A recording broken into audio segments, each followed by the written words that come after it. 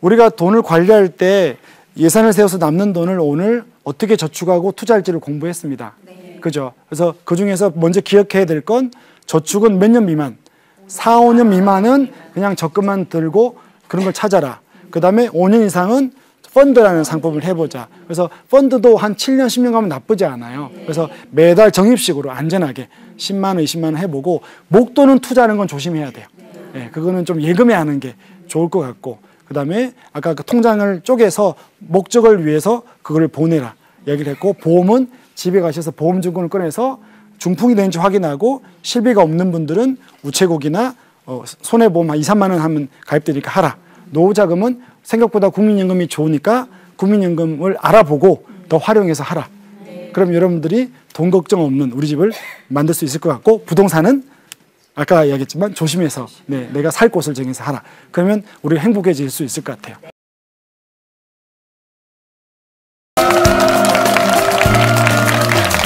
안녕하세요. TMB 어드바이저 김우이수 소장입니다. 네, 오늘 4강으로 이제 우리가 이때까지 아낀 돈, 그 다음에 모은 돈을 평생 어떻게 관리하고 제대로 투자하는지, 그래서 지금 잘못된 금융상품에 속지 않도록 여러분들의 실제 지혜를 드리는 아주 알뜰한 시간이 될 거예요.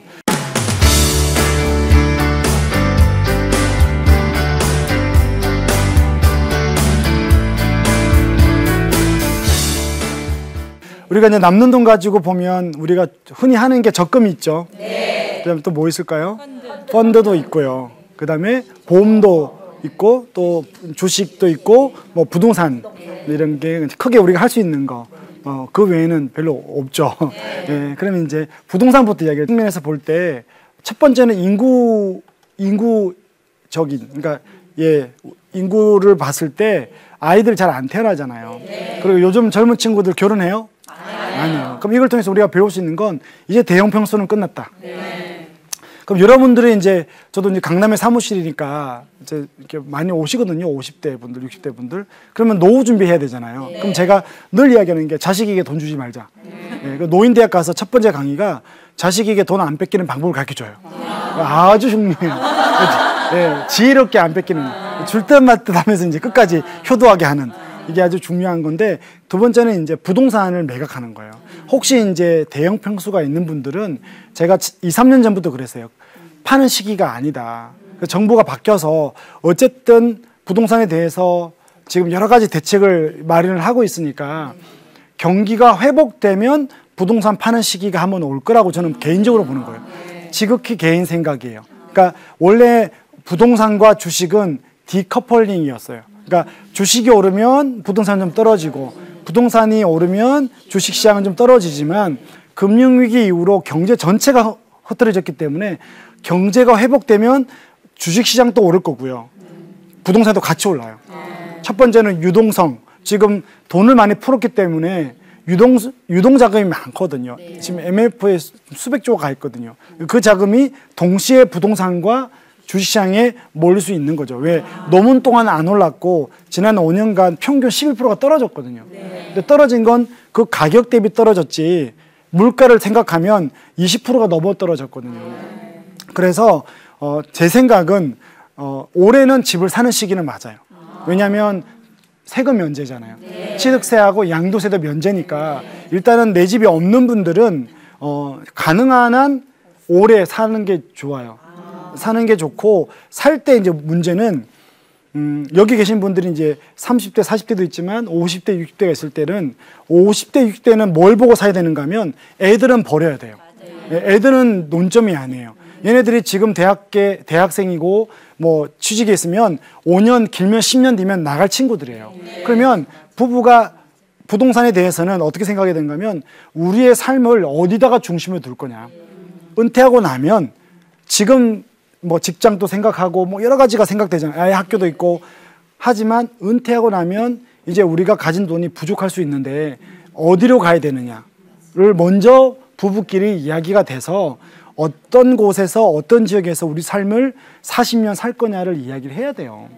그래야 부동산이 해법이 나와요. 그러니까 부동산은 무조건 가격이나 시장으로 가지 말고 크리스찬들에게는 지혜가 필요한 건 내가 예배 드릴 곳, 교회와 내 노후를 어디서 보낼 거냐를 결정하지 않으면 또 부동산을 막 해봐야 결국은 또 팔게 돼 있어요. 이해가 되죠? 그래서 부동산은 그렇게 생각을 먼저 1순위로 해놓고 그 밑에 이제 그 지역이 정해지잖아요. 그럼 내가 지금 팔지 살지가 정해지면 그 다음에 이제 팔게 되면 올해는 아니다. 경기가 좋아지고 우리가 봐도 이런 거 있잖아요. 주식시장이 막 좋아지고 경기가 회복되고 뭐 기업이 잘 되고 이런 느낌이 날 때 신문에 막 주가가 올랐다 막 이런 신문이 뜰 때 그때 파세요. 근데 그때 또 안 팔고 어떤 생각이 드는가 하면 또 오르겠지. 그게 욕심이에요.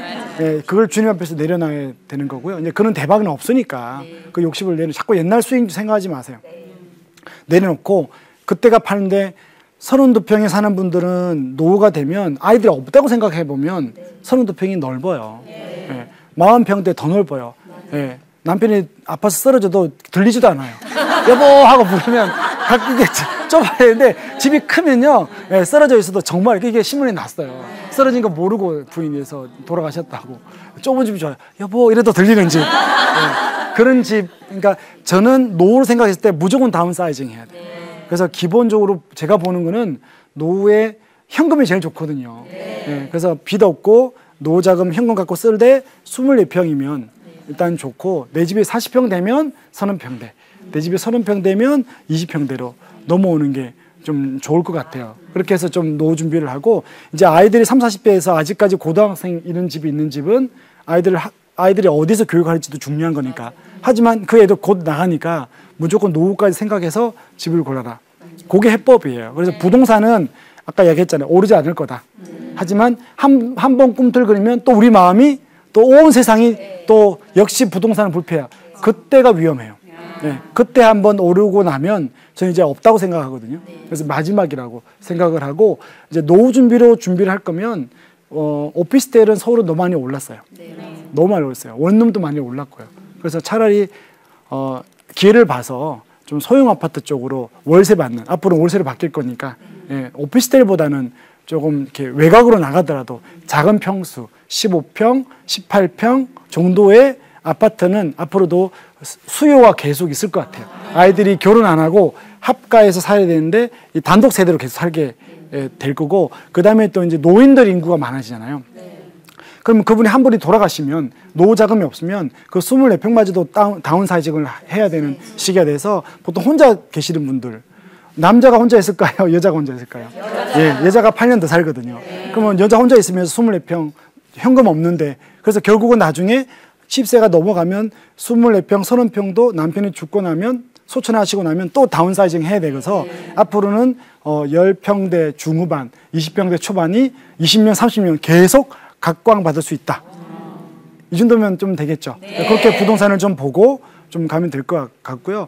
전세금은 앞으로 당분간 좀 더 오를 것 같아요. 그래서 혹시 이 집에 집이 없는 분들은 전세가 오르면 이사 비용 무서워하지 말고 기회비용 있으니까 이사 가세요. 빚지지 말고. 네, 그렇게 해서 좀 하고, 지금 막 끝물이 오른다 한다고 또 돈이 좀 있다고 막 부동산에 투자하는 건 이제 안 돼요. 네, 그래서 늘 신문에 나는 거는 제가 상담하고 있으면 부동산으로 실패한 사람들이 더 많아요. 근데 이상하게 신문에는 성공한 사람만 이야기 하잖아요. 네, 그거 내 집 아니에요. 네, 그래서 욕심 내려놓고 그렇게 하는 게 좋을 것 같고요. 하여튼 인구학적으로 봐도 부동산은 끝났다. 하지만 잘 팔고 내 집 하나 있어야 되니까 잘 사야 되는 지혜는 필요하고, 살 거면 오래 좀 가능하면 사는 걸로 하고, 경매는 직접 공부하지 말고요. 저희들도 전문가 통해서 경매를 해드리긴 하는데, 경매를 하는 이유는 좀 싸게 사는 거예요. 근데 왜 남들 피눈물 나게 하고 나가는 그런 경매 말고요. 예, 한 10%, 15% 싼 아파트도 많아요. 예, 그런 거를 전문가들에게 경매 비용 낙찰가에 보통 1% 내면 되거든요. 그러면 4억이면 한 400만 원 줘도 되니까 안전하게 경매하는 것들도 전문가 통해서 하는 것도 좀 추천할 수 있습니다. 그럼 부동산 끝났네요. 부동산은 욕심만 안 내면 됩니다. 네. 살 곳. 네, 앞으로 부부가 행복하게 예배드리고 살 곳을 잘 정하고 부동산을 생각하시고요. 두 번째 이제 해야 될 게 저축, 펀드, 주식, 보험 이쪽인데요. 주식은 안 했으면 좋겠어요. 왜냐면 저도 안 해요. 네, 왜냐하면 해보니까 마음을 뺏기고요. 그다음에 돈을 따기가 힘들어요. 누가 돈을 따는지 모르겠지만 누군가가 돈을 딴다 그러는데 생각보다 저도 힘들어서 못 따는데 여러분들은 따겠어요? 네. 주식은 우리 마음을 정말 흐트리는, 하나님이 노동하고 땀 흘려서 일하는 우리 가장 기본적인 삶을 정말 대박으로 부동산보다 더 심하게 마음을 뺏고 어떤 욕심을 내게 탐욕이 들어간 게 주식이에요. 이런 거는 괜찮아요. 여러분들이 모 전자의 주주다. 배당을 받으면 되지만 우리는 그렇게 주식을 사지 않아요. 그리고 한 주에 150만 원짜리 살 수도 없어요. 네. 그렇기 때문에 주식은 좀 많이 했으면 좋겠고, 주식 자체는 죄가 되거나 나쁜 게 아니에요. 그렇게 주식을 사람들이 사야 기업에 돈이 들어가서 그 기업이 또 운용을 해서 생산자들을 또 두고 또 근로자들에게 또 기회를 주는 거거든요. 그래서 주식 자체는 나쁘지 않지만 뭐가 나쁘다? 그 주식을 통해서 투기하고자 하는 우리들의 욕심이 죄다라는 거죠. 그래서 좀 주식은 안 했으면 좋겠고요. 우리가 이제 할 수 있는 건 세 가지죠. 적금과 펀드와 보험, 이런 것들이 있는데 이런 부분에 대해서 제가 오늘 여러분들에게 지혜를 좀 드릴게요. 공부를 통해서 배우도록 합시다. 뒤에 보이세요? 네. 크게 두 가지 실패가 나와요. 맨 왼쪽에 있는 게 뭐예요? 한번 읽어볼까요? 무조건 수익만 쫓는다. 네. 2007년도에 큰 교회예요. 엄청나게 큰 교회에 장로님이 제 상담실로 찾아오셨어요.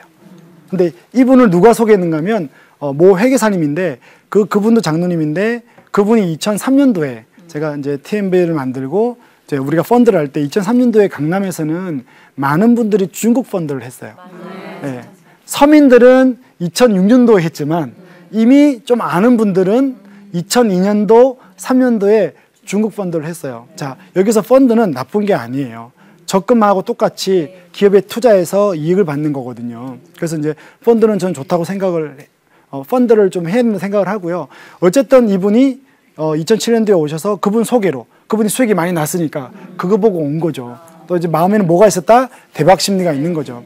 항상 그게 문제예요. 그래서 이걸 들고 오셨어요. 그래서 이제 이야기를 들었죠. 항상 투자할 때 제가 첫 질문이 뭐냐면, 장로님, 이익이 어떤 돈입니까? 항상 돈에는 뭐가 있다 그랬어요? 목적과 방향이 있다 그랬죠? 그걸 물어야 돼요. 이익이 무슨 돈입니까? 우리가 일반적으로 금융권에 가서 이익 들고 가요. 어떻게 오셨어요? 펀드 가입하러 왔어요. 그럼 거기서 물어요? 죄송하지만 얼마가 있는데요? 총 얼마에서 얼마에? 이렇게 안 물어요. 그게 잘못된 거죠. 돈은 항상 방향이 있고 목적이 있는데 첫 번째 질문이 이익이 뭡니까? 그러니까 장로님이 둘째 아들 전세금이다. 그래서 이익을 제가 2년 뒤에 결혼한다는 거예요. 2009년도에 가을에. 그분이 5월달에 오셨거든요. 2007년도에. 그래서 가시라고 가셔서 은행에다가 예금자 보호가 얼마까지 돼요?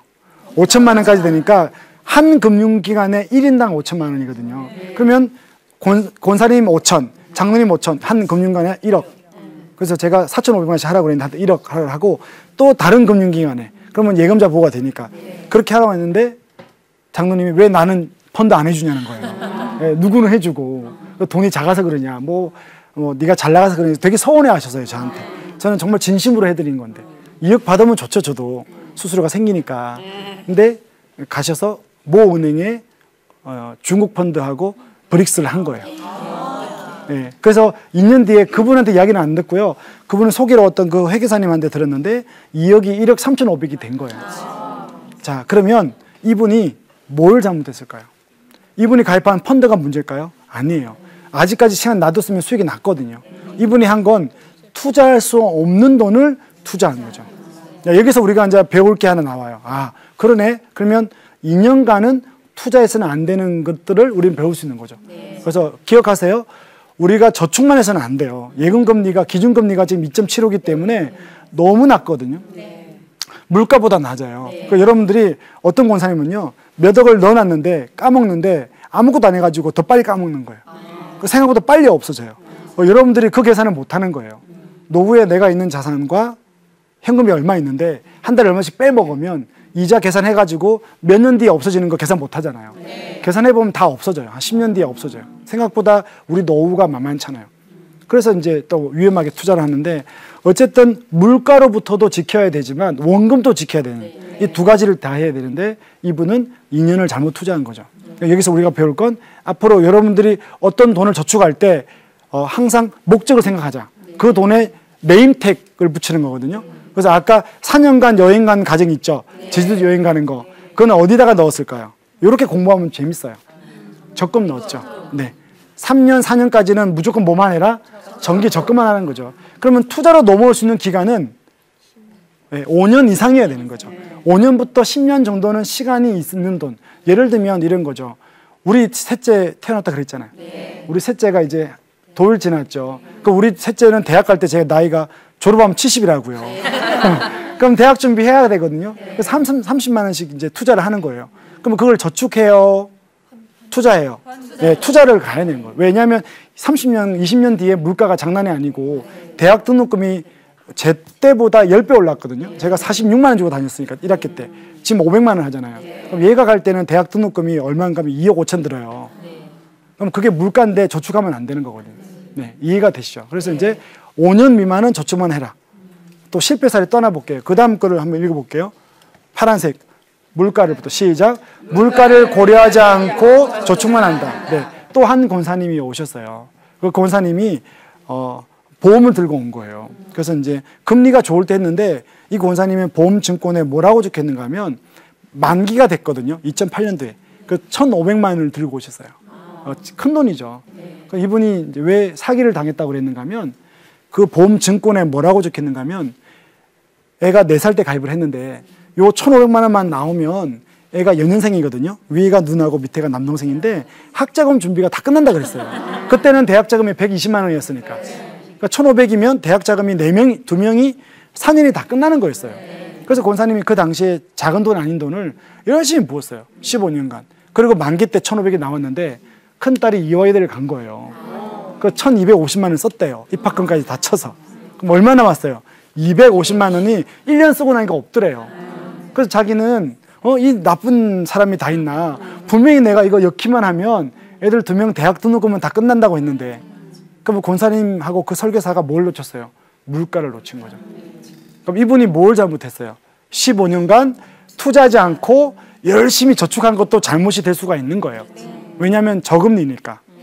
기준금리가요. 1999년도에는 6.9%였어요. 7%였어요. 그럼 은행금리는 8%였거든요. 불과 20년 전만 해도 은행금리가 얼마였어요? 10% 넘을 때 있었어요. 네. 그때는 저축만 해도 되지만 이제는 3% 미만의 금리일 때는 10년, 20년을 저축하면 큰일 나는 거예요. 네. 그래서 물가로부터 원금을 못 지키는 거죠. 그래서 원금도 지켜야 되지만 물가로부터도 원금. 그러니까 물가 정도는 올라줘야, 그러니까 한 4%, 5% 올라가야 내 돈이 안 까먹는 거가 되는 거죠. 그러니까 이분도, 이 권사님도 실패한 거죠. 그러니까 여기를 통해서 우리가 배울 수 있는 거죠. 여러분들이 앞으로 어디다가 저축 상품을 가입을 할 때, 예를 들어서 아이가 대학생인데 결혼할 때 좀 도와주고 싶다. 그럼 앞으로 한 9년 남았다. 네, 그러면 9년간은 어디다 가야 돼요? 투자로 가야 되죠. 투자. 예, 보험을 하던, 펀드를 하던 투자성으로 가야 되는 거고요. 그 다음에 2년 뒤에, 3년 뒤에 뭐 해야 된다. 예, 적금만 더 해야 되는 거예요. 아무리 주가가 앞으로 오르고 금리가 떨어져도 저축만 해야 되는 거죠. 요거만 기억하세요. 그래서 항상 여러분들이, 그리고 또 하나 아까 제가 그 김치 냉장고 이야기했듯이 돈을 맹목적으로 모으면 안 좋아요. 그렇게 모으면 목적이 없기 때문에 통장을 쪼개야 되거든요. 요거는 우리 미나 대학 등록금, 요거는 7년 뒤에 우리 유럽 여행, 요거는 8년 뒤에 자동차. 뭐 쪼갤 돈도 많이 없지만 쪼개야 되는 거죠. 안 쪼개면 목돈이 나오면요, 그 돈을 다 써요.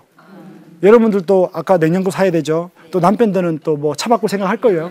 애들이 크면요, 또 애들 또 엄마 만기 적금 어떻게 알고 다 애들이 남매가 궁리해요.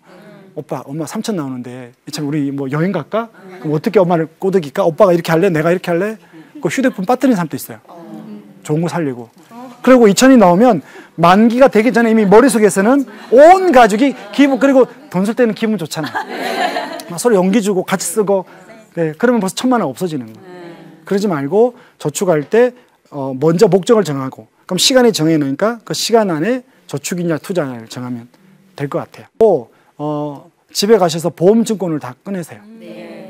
제가 한 걸 다 듣고 하세요. 보험은 이제 뭐가 문제인가 하면, 첫 번째 자기 소득의 맞벌이 말고요, 외벌이 소득의 8%를 넘어가면 안 됩니다. 8%. 그럼 만약에 뭐 한 50대 정도 되면 한 400만 원 번다. 이 기준은 다르니까 너무 또 여기 예민하지 마십시오. 400만 원 벌면 8%는 얼마예요? 32만 원. 많아야 10%. 네, 많아야 아이들 보험 다 합쳐서 온 집안의 보험이. 그렇게 먼저 예산을 정하고 그다음에 여러분들이 집에 가셔서 볼 게 뭐냐면 종신보험을 많이 들거든요. 근데 이제 50대, 60대 분들은 어쩔 수 없는 건데 좀 젊으신 분들은 종신보험 제가 못하게 하거든요. 왜냐하면 종신보험이라는 게 보험 증권을 놓고 보면 종신보험의 가장 비싼 항목이 뭐냐면 사망보장이에요. 그 5천만 원에 막 8만 원, 10만 원 하잖아요. 그러면 두 가지가 있어요. 사망보장이 종신보험일 이유가 있냐는 거예요. 우리 외할머니가 작년 10월 달에 돌아가셨거든요. 그 외할머니가 102세로 돌아가셨어요. 그 우리 큰 이모가 모셨거든요. 그러면 큰 이모의 꿈이 뭔지 아세요? 죄송하지만 새벽 기도 가서 기도하는 게 우리 엄마 좀 데려가시라는 거예요. 그러니까 죽는 건 위험하지 않는 거잖아요. 그리고 우리 이모나 우리 부모님이 이제 다 80 가까이 되는데 우리 부모님이나 우리 이모님 돌아가셔도 자녀들에게 위험이 있어요, 없어요? 없어요. 보험은 어떤 위험이 존재하는 거를 내가 갖기 힘드니까 보험사에 돈을 주고 네가 이 위험을 가져가, 위험을 이전시키는 행위예요. 그러면 종신토로 가서 죽는 것은 위험이 없는 건데 그걸 보장받기 위해서 돈을 비싸게 내는 거예요. 예. 그리고 종신보험 중에 두 번째 볼 게 뭐냐면 뇌경색이 되는지를 꼭 보세요. 2004년도 이후에 모든 보험사들이 성인병 2대 진단금에서 뇌경색을 빼고요. 뇌졸중을 빼고 뇌출혈만 돼 있어요. 근데 중풍 흔히 오는 거잖아요. 네, 그래서 제가 아는 분은 70만 원 보험을 들고요. 중풍으로 쓰러졌는데 10원도 못 받았어요. 그리고 종신보험에서 뭘 보라고요? 성인병 2대 진단금에 뇌출혈만 있는지를 봐야 되는 거죠. 그걸 확인해서 없으면 지금 뇌경색이 되는 뇌졸중이 되는 보험이 손해보험사 있죠. 뭐 무슨 화재, 무슨 손해보험 이런 보험에 특약으로 넣으면 그 뇌졸중만 2만 원 주면 할 수 있어요. 그래서 그거를 꼭 한번 확인해 보시고 제가 보험 중에는 제일 중요한 보험은 이렇게 아픈 사람들 보니까 실비보험이 돼요. 네, 100세까지 실비는 없어졌거든요. 그래서 우체국이 아직까지 6월 말까지 100세가 돼요. 2만 원, 3만 원밖에 안 해요. 실비가 되면 5천만 원까지 한 질병당 병원에 가면 병원비를 다 주더라고요. 그래서 이제 되게 좋아요. 그래서 실비보험을 그게 안 되면 일반 손해보험사 가도 15,000원이면 들어요. 그래서 보험 중에 가장 중요한 보험은 무슨 보험이다? 실비보험이다. 나이 들어도 병원비. 우리 어머님 이번에 갑상선 수술해서 내일 퇴원하시거든요. 근데 보험이 실비보험이 있어요. 그러니까 어머님 입장에서는 보험료가 나오니까 예전에는 그거 없을 때는 병원에 간다 그러면 아버지가 그래요.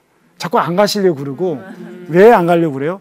자식들한테 미안하다는 거죠. 지금 생활비 받아 쓰는 것도 미안한데 안 가려는데 어머님은 마음 편하게 가는 거예요.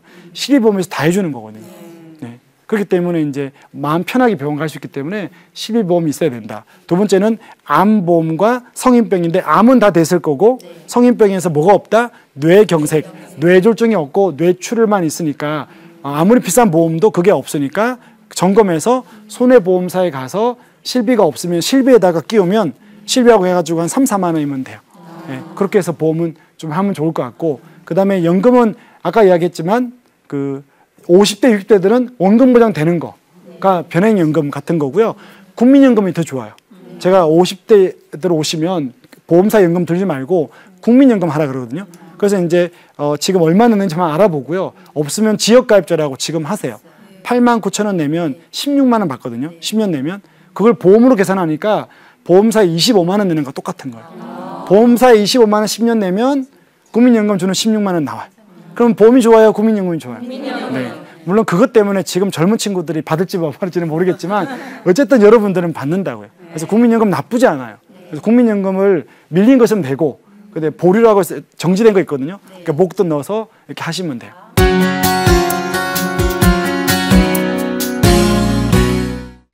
우리가 돈을 관리할 때 예산을 세워서 남는 돈을 오늘 어떻게 저축하고 투자할지를 공부했습니다. 그죠? 그래서 그 중에서 먼저 기억해야 될 건 저축은 몇 년 미만, 4, 5년 미만은 그냥 적금만 들고 그런 걸 찾아라. 그 다음에 5년 이상은 펀드라는 상품을 해보자. 그래서 펀드도 한 7년, 10년 가면 나쁘지 않아요. 그래서 매달 적립식으로 안전하게 10만 원, 20만 원 해보고 목돈은 투자하는 건 조심해야 돼요. 네, 그거는 좀 예금에 하는 게 좋을 것 같고 그다음에 아까 그 통장을 쪼개서 목적을 위해서 그걸 보내라 얘기를 했고, 보험은 집에 가셔서 보험증권을 꺼내서 중풍이 되는지 확인하고 실비가 없는 분들은 우체국이나 손해보험 한 2, 3만 원 하면 가입되니까 하라. 노후자금은 생각보다 국민연금이 좋으니까 국민연금을 알아보고 더 활용해서 하라. 그럼 여러분들이 돈 걱정 없는 우리 집을 만들 수 있을 것 같고, 부동산은 아까 이야기했지만 조심해서 내가 살 곳을 정해서 하라. 그러면 우리가 행복해질 수 있을 것 같아요. 그래서 돈의 문제는 투자나 이런 모든 것들이 다 마음에서 실패하는 거니까, 하여튼 제일 중요한 건 하나님이 우리를 먹이는 거에 대한 기억을 꼭 하고요. 주신 거 안에서 감사하고, 하지만 내가 잘 관리하고 욕심 안 내고 투자하는, 그래서 여러분들이 다 부자가 됐으면 좋겠습니다. 고맙습니다.